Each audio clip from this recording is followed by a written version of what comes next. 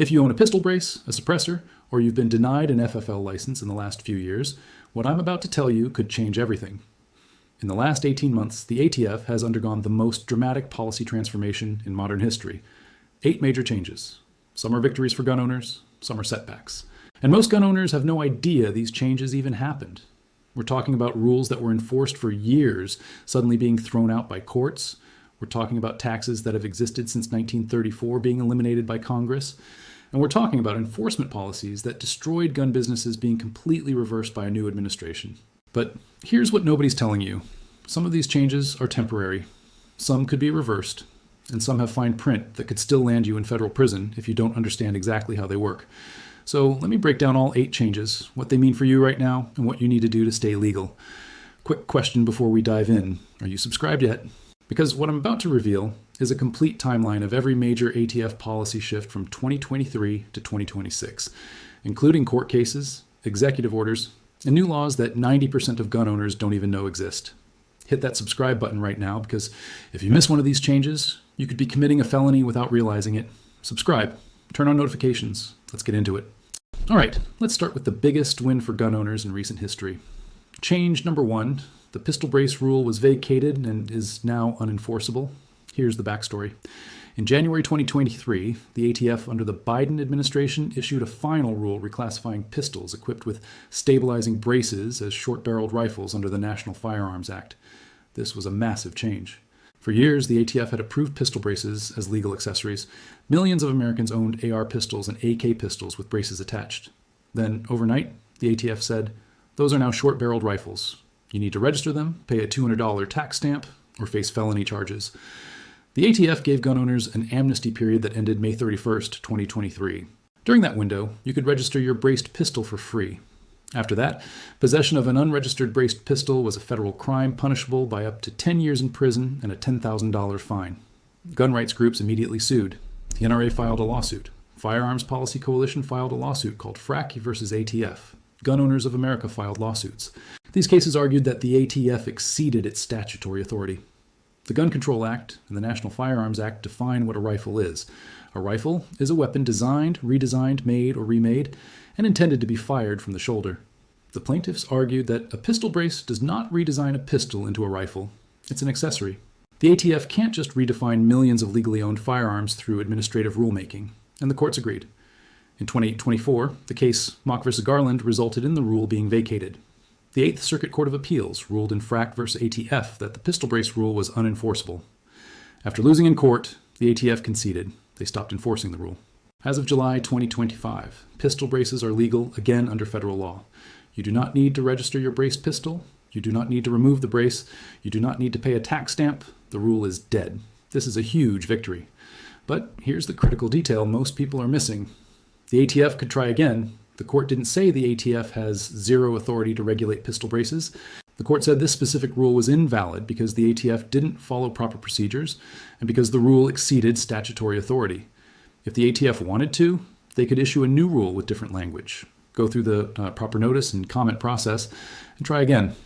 Under the Trump administration, that's unlikely, but under a future administration, it could happen. So if you own a pistol brace, you're safe right now, but don't assume this issue is settled forever. Now, change number 2, and this is massive.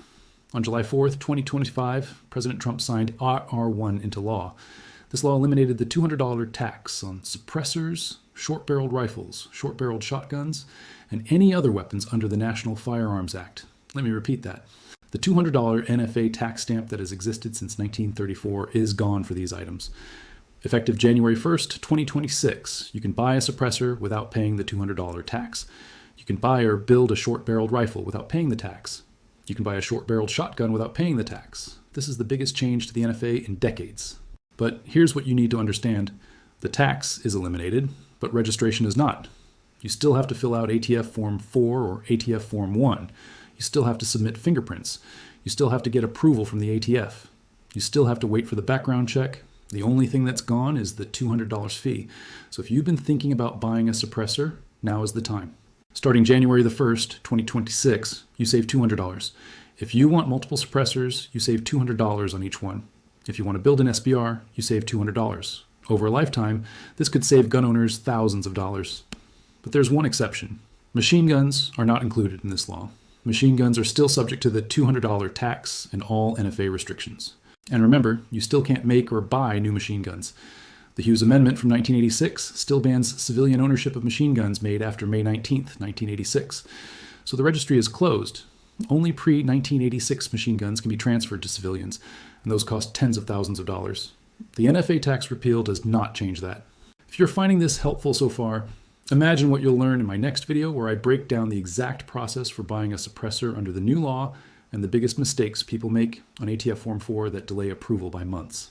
Subscribe right now so you don't miss it. All right, change number 3. The ATF eliminated its zero tolerance policy in May 2025. Here's what that means. In 2021, under the Biden administration, the ATF adopted what it called the Enhanced Regulatory Enforcement Policy, or EREP. Gun dealers called it the Zero Tolerance Policy. Here's how it worked. ATF industry operations. Investigators would conduct compliance inspections at gun stores. If they found any willful violations of federal firearms laws, even minor paperwork errors, they would recommend license revocation. No warnings, no corrective action plans, no second chances. Revoke the license. Gun store owners lost their livelihoods over mistakes like transposing a number on a 4473 form or failing to record a serial number correctly. These weren't criminal acts. These were clerical errors. But under zero tolerance, any willful violation, no matter how minor, resulted in revocation. The policy was devastating for the firearms industry. Hundreds of FFLs lost their licenses. Some had been in business for decades. One mistake, and they were done. In February 2025, President Trump signed an executive order directing the ATF to review all Biden-era policies. The ATF reviewed the zero tolerance policy and scrapped it. In May 2025, the ATF issued a new administrative action policy. The new policy provides what the ATF calls a fair framework for addressing violations discovered during compliance inspections, particularly when those violations do not impact public safety.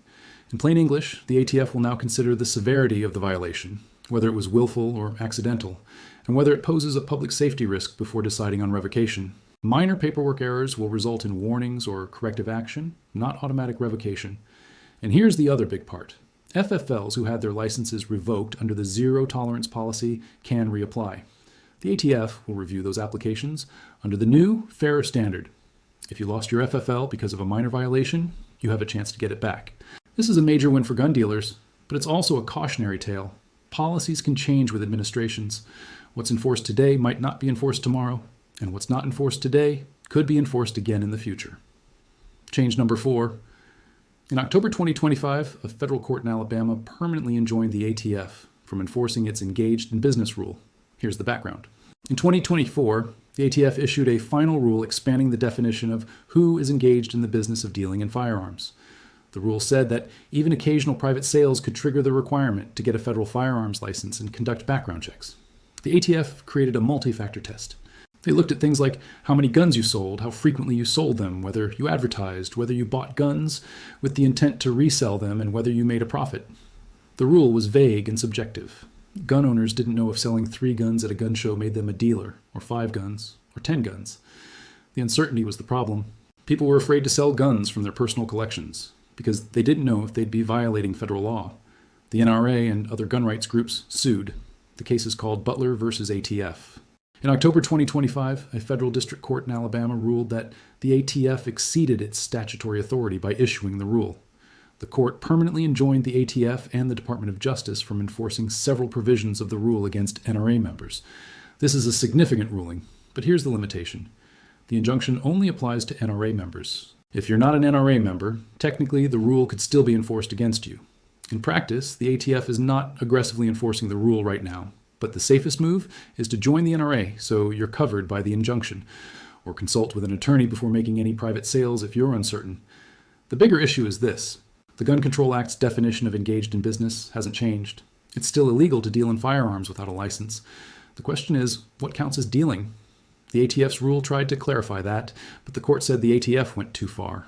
So we're back to the vague statutory language. If you're making occasional sales from your personal collection, you're probably fine. If you're buying guns with the intent to resell them for profit, you probably need an FFL. The line between the two is still unclear. Hey, quick reminder. 73% of people watching this video right now are not subscribed. That means you're going to miss the next major ATF policy change or court ruling that could affect your gun rights. Don't be in that group. Over 50,000 gun owners rely on this channel for accurate, up-to-date legal information. Click subscribe right now.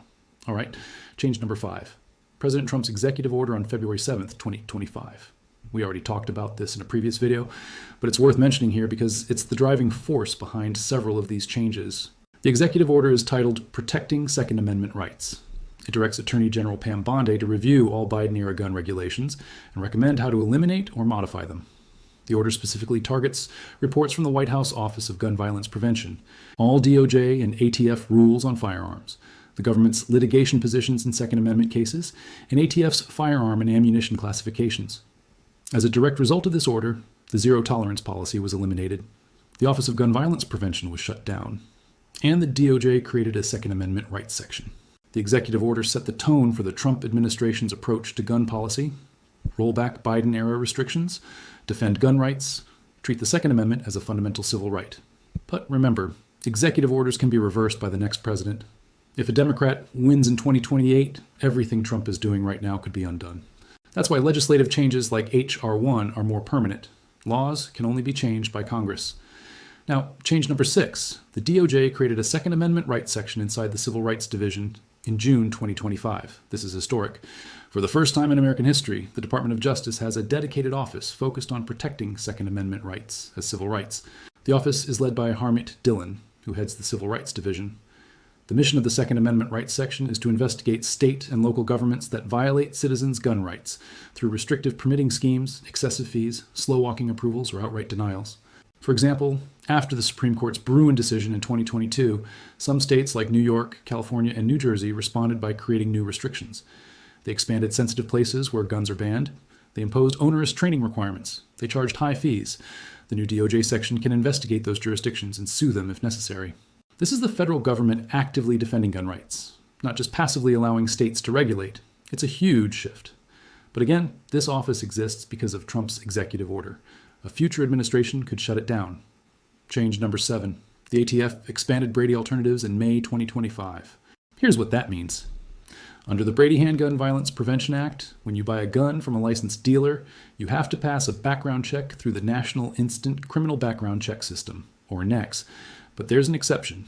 If you have a valid state-issued concealed carry permit, you can use that permit instead of going through NICS. It's called a Brady alternative. In May 2025, the ATF expanded the list of state permits that qualify as Brady alternatives. More permits now qualify. Fewer NICS checks are conducted. This speeds up gun purchases for people with permits. But critics argue that some states issue permits without conducting thorough background checks. Or worse, some local officials have issued permits even after someone failed a NICS check. The ATF also issued Ruling 2025-1, which allows certain dual-use barrels for import, and Ruling 2025-2, which expands training ammunition import approvals.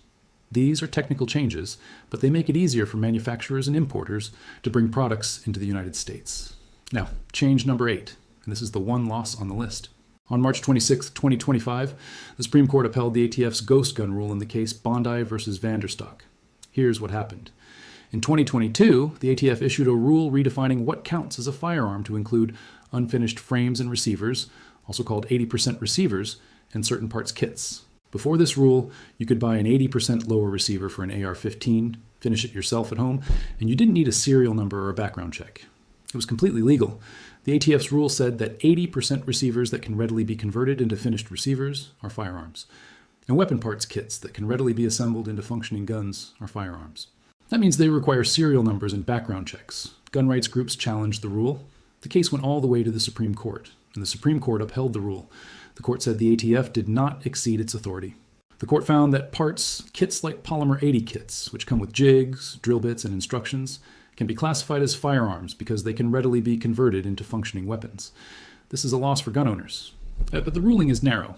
The court said kits that are clearly designed to be easily completed can be regulated, but the court left open the possibility that other kits or unfinished receivers that are more incomplete or harder to assemble might not qualify as firearms. The ATF now has the authority to regulate some 80% receivers and some kits, but not all. It depends on how readily they can be converted. This creates uncertainty. Is a 60% receiver a firearm? What about a 70% receiver? What if the kit doesn't include instructions? The ATF will have to make case-by-case determinations, and gun owners will have to be careful. If you want to build a gun from an unfinished receiver, make sure you understand whether that receiver is considered a firearm under the new rule. If it is, you need to buy it from an FFL and go through a background check. If you don't, you're committing a federal crime. Quick legal note, this is educational information only. It is not legal advice. ATF rules, court decisions, and federal laws change frequently. Always consult a licensed attorney for your specific situation. Do not rely on this video to make legal decisions. Now, let's talk about what all of this means for you as a gun owner. These 8 changes represent the most significant shift in ATF policy in decades. Some are wins. Pistol braces are legal. The NFA tax is gone. Zero tolerance is over. The engaged in business rule is enjoined. Some are neutral. The Brady Alternatives expansion and the Second Amendment rights section are steps in the right direction, but their long-term impact remains to be seen. And one is a loss. The Ghost Gun rule gives the ATF broad authority to regulate unfinished receivers and kits. Here's the bottom line. The landscape is changing fast. Rules that were enforced 2 years ago are now gone. Rules that didn't exist 3 years ago are now being upheld by the Supreme Court. If you're a gun owner, you cannot afford to assume the rules are the same as they were last year. You have to stay informed. You have to understand what's legal today, and you have to be ready for changes tomorrow. This information could literally determine whether you stay legal or accidentally commit a federal felony. Subscribe now, because my next video breaks down the exact process for registering an SBR or suppressor under the new NFA tax-free system starting January 1st, 2026. Click subscribe and turn on notifications so you don't miss it. All right, let me give you some action steps. First, if you own a pistol brace, you're good. The rule is vacated. You don't need to register. You don't need to remove the brace. You're legal. But keep an eye on future ATF rulemaking. They could try again. Second, if you want to buy a suppressor, an SBR, or an SBS, wait until January 1st, 2026, and you'll save $200 on the tax. But start researching now so you're ready to file your paperwork on day one.